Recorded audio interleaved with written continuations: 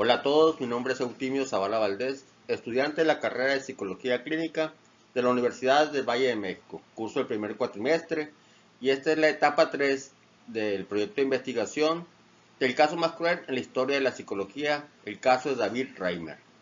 Es para la materia de ética en psicología con el maestro Luis Fernández Rose.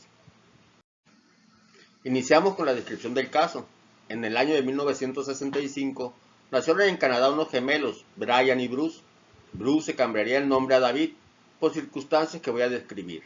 David Reimer y su hermano Brian a los 6 meses tuvieron dificultades para orinar. Fueron diagnosticados con fimosis. El médico recomendó hacerles la circuncisión para resolver la dificultad. Así que en 1966, con 8 meses de vida, los gemelos Reimer fueron sometidos a una cirugía. Brian salió bien de la operación, pero cuando tocó el turno a Bruce, una falla en el aparato con el que se realizó la cirugía falló por una variación de voltaje, lo que ocasionó daño en el pene de Bruce, quemándolo con daño irreversible, y tuvo que ser extirpado. Un día, poco tiempo después, los padres de Bruce, al estar viendo un programa de televisión, apareció el Dr. Money, que gozando de notario renombre, en aquel tiempo profesor de pediatría y psicología médica en la universidad, apareció en la televisión exponiendo sus teorías sobre la identidad de género, argumentando que el género, si bien tiene influencia biológica, no es determinante. El énfasis recae en la crianza, decía él, tal forma que un niño puede ser criado como una niña. A esta teoría la llamó teoría de la neutralidad. Y preocupado por el futuro de su hijo, los padres de los gemelos contactan al Dr. Money, quien acepta el caso considerando a Bruce como el candidato ideal para mostrar su teoría. Los gemelos gestados en el mismo ambiente uterino y social figurarían como la prueba fidedigna de los supuestos de Money en su experimento, convenciendo a los padres que la reasignación sexual sería lo más conveniente para Bruce, y a los 21 meses Bruce fue castrado por un colaborador de Money. A Bruce se le extirparon los testículos y a partir de ese momento Bruce sería llamado Brenda, tratado y vestido como una niña bajo la supervisión de Money, sin que los padres pudieran contarle de dicho cambio. El tiempo pasó y durante años Money informa del avance del cambio del género de Brenda Reimer como un rotundo éxito, contrario a lo que realmente pasó a Brenda, a quien no le gustaba comportarse como una niña. Su complexión en la adolescencia era robusta como un niño, por lo que era objeto de burlas de sus compañeros de escuela. Después David reveló cómo Money los obligaba junto con su hermano a tener prácticas sexuales, desnudándolos y fotografiando a los menores, justificando esa práctica porque decía era saludable para el resultado del caso, sugiriendo llegada a la pubertad, construirle una vagina a Brenda, lo que resultó traumático para Brenda, quien dijo que si lo hacían, se suicidaría, lo que hizo reaccionar a los padres de los Reimer a dejar el tratamiento y no volver a buscar jamás al Dr. Money. Los padres decidieron contarle a Brenda toda la verdad, quien decidió sobreponerse y con buenos resultados, y a los 14 años se cambió el nombre de Brenda a David. En 1990 se casó con Jane, quien tenía 3 hijos, convirtiéndose en su padrastro. Durante algunos años todo parecía marchar bien, pero los fantasmas del pasado aparecieron cuando su historia se dio a conocer y perdió su trabajo, malas relaciones con sus padres, quien sufrían de depresión, de alcoholismo. Brian, su hermano, no superó el trauma de la infancia, se sentía culpable y murió de una sobredosis. David se separó de su esposa después de 14 años de matrimonio y el 4 de mayo del 2004, David se quitaría la vida con una escopeta en un estacionamiento. A pesar de este resultado trágico, el Dr. Money continuó sosteniendo el éxito de su caso. A continuación veremos el familiograma de David Reimer. Podemos ver cómo ocurre el nacimiento en 1965 junto con su hermano Brian, gemelos idénticos, ¿no? Podemos ver cómo David no era David, se llamó primero Bruce, después Brenda y por último David. Eso ocurrió por el cambio de identidad de género que tuvo en su vida. Podemos ver que cuando era David se unió en matrimonio con Jane. Jane había tenido un matrimonio anterior donde tuvo 3 hijos. Podemos ver que Bruce David ahora se convirtió en el padrastro de esos tres hijos.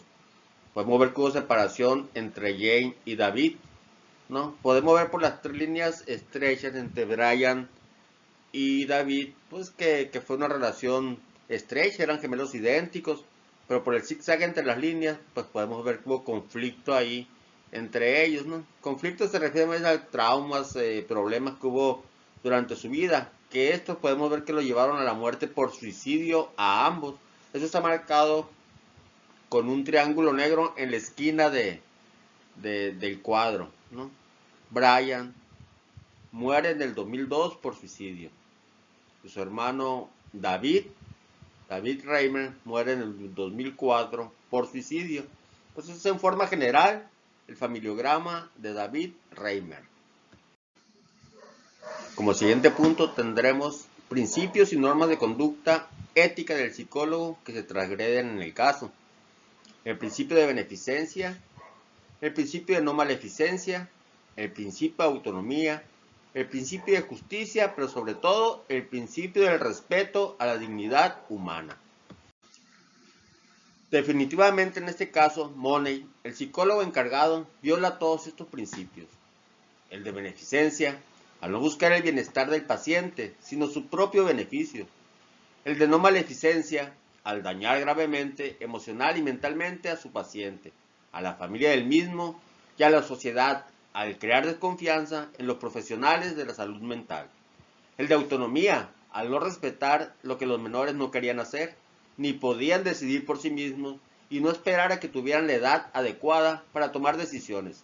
El de justicia, obviamente, por abusar de la vulnerabilidad de los niños y la necesidad e ignorancia de los padres, con el único fin de obtener sus fines malvados y egoístas. Una violación absoluta al respecto de la dignidad humana. Consecuencias para el paciente y su familia. Hay una total falta de ética en este caso, sobre todo tratándose del trabajo con menores de edad y niños inocentes. Es una falta grave el principio fundamental de la ética del respeto a la dignidad humana. El psicólogo a cargo no respetó al paciente ni a su familia, involucrándolos en el caso sin importar el daño ocasionado al hermano gemelo, obligándolo a hacer actos aberrantes de conductas sexuales en mentes inocentes, causando sentimientos de humillación y culpa en los niños, tratándolos solo como objeto de estudio y no como seres humanos, incapaces de decidir por sí mismos, al someterlos al experimento solo para demostrar que sus teorías eran ciertas. Mintió, manipuló la ignorancia y la necesidad de los padres de querer subsanar ese daño, ese accidente sucedido a Bruce, con el único fin egoísta de obtener prestigio y reconocimiento en las investigaciones y publicación de su libro. Una total falta de honestidad al afirmar que el caso era un éxito, cuando en realidad era todo un fracaso, un caos, y una total falta de ética y moral que llevó a toda una familia a trastornos emocionales y mentales graves, de ansiedad, depresión, alcohol, drogas y muerte por suicidio. Este caso es verdaderamente lamentable. Este psicólogo es un verdadero monstruo que con cinismo miente a la sociedad en general al decir que el caso había sido un éxito, una total falta de cordura al dañar física, mental y emocionalmente a toda una familia, al grado de la locura y la muerte. El daño ocasionado a la profesión y a la sociedad es muy grave, ya que se pierde la confianza en buscar un profesional de la salud mental y emocional. En conclusión, el caso de David Reimer nos deja claro de la importancia de la ética y la moral en el desempeño de nuestra profesión y de la creación, revisión y actualización de los códigos de ética y la ley de salud mental. Desde el inicio de nuestra educación profesional debemos adquirir un estado de conciencia más humano, desarrollando la empatía con los demás a través de un trabajo personal del conocimiento de uno mismo, para determinar en qué área podemos aportar y trabajar con nuestros usuarios o clientes, ya sean individuos, grupos o instituciones, siempre buscando su bienestar. Como psicólogos, jamás debemos sentirnos con poder para manipular a los demás, para lograr beneficios egoístas en prestigio, poder o en lo material, sin importar el daño que se cause a los usuarios, como este caso vergonzoso para la profesión en que el Dr. Money causó la destrucción de una familia al grado de la locura y de la muerte. Estas son las referencias usadas en la investigación. Gracias por su atención.